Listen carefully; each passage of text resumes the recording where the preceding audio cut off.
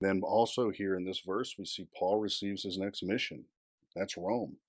And God is telling Paul that he's not done with him here, that there's more for him to do. It's not over.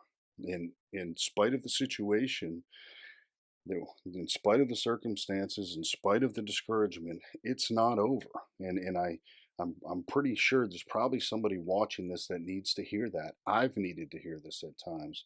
In spite of the circumstances that are going on in your life right now, in spite of the recent past, and in spite of whatever failures you think you've had, God is still with you, and it's not over, and there's more for you to do.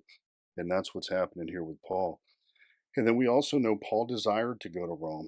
We read in Acts 19, I'll pull this up, Acts 19:21. He says, "Now after these things were finished, Paul resolved in the Spirit to go to Jerusalem after he had passed through Macedonia and Achaia, saying, After I have been there, I must also see Rome."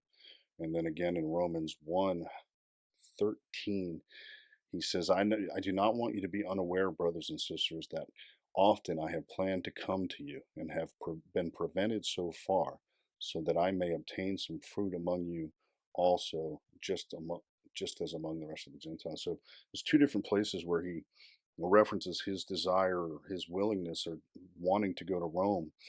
And I'll bring up one more reference here in Psalm 37:4, where it says, "Delight yourself in the Lord, and he will give you the desires of your heart." And I'll go on and read 5 and 6 here. "Commit your way to the Lord, trust also in him, and he will do it. He will bring out your righteousness as the light and your judgment as the noonday."